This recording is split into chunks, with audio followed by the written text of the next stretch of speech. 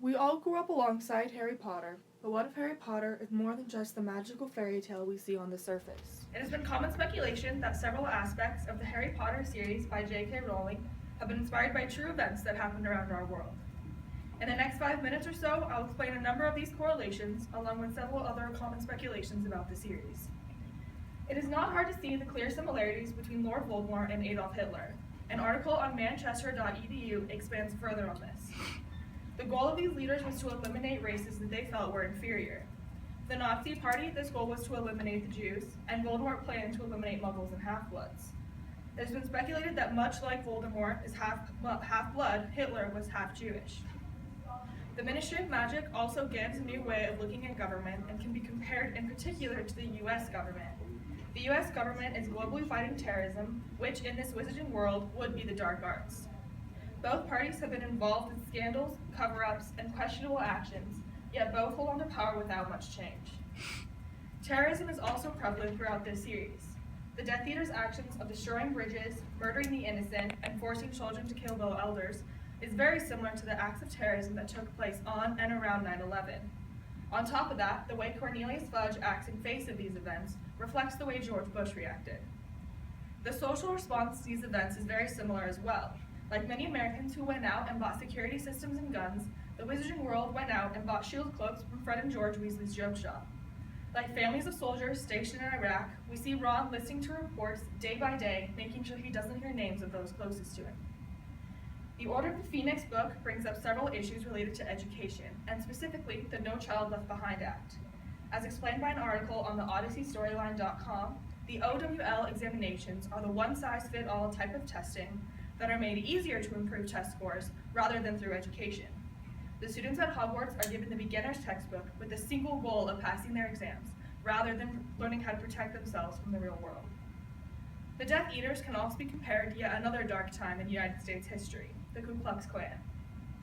Not only did the Death Eaters and the KKK wear similar robes, but they also had similar goals.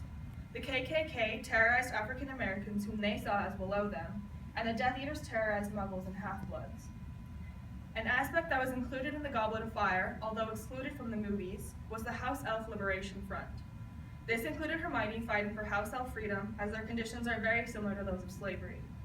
She attempts to accomplish this by spreading flyers with information and collecting donations, not different from those who lived in the North who went out of their way to help those stuck in slavery.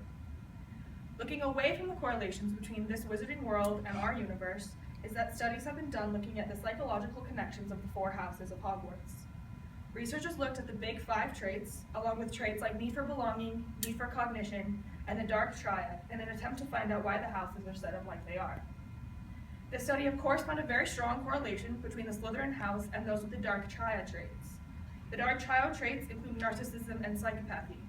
They also found a connection between the Ravenclaw house and a need for cognition, which is understandable as Ravenclaw is known for their intelligence and thought. Researchers did not, however, find any correlation between any of these traits for either Gryffindor or Hufflepuff. It was expected that those sorted into Gryffindor would have been extroverted and open, as this house is known for bravery, and those sorted into Hufflepuff, which is known for loyalty, would have a need to belong. However, neither of these correlations were found. This study did, however, come to the conclusion with the suggestion that, quote, fiction can reflect real underlying personality dimensions, end quote. In other words, what we read and how we read it really does affect how we see the world, and further, it affects how we interact with the world. Along with showing these negative aspects of our society and insights to parts of psychology, there's also a positive theme, including a huge focus on friends and family.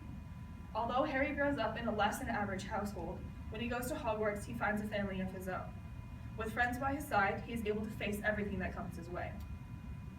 Once at Hogwarts, Harry learns the importance of friends. As the reader, we see how much his life is positively affected by this. He goes from feeling completely alone to having a support system he can rely on and who will stay with him till the very end. As a reader, we learn the importance of finding a community and how working together can make even the impossible possible. With all this in mind, next time you pick up an old favorite or a new fairy tale, remember to think below the surface and look for what lies under the magic and bravery. Look for what it is implying about our world and our societies, and what it says about us as the human race, along with important takeaway messages about family, friends, and yourself.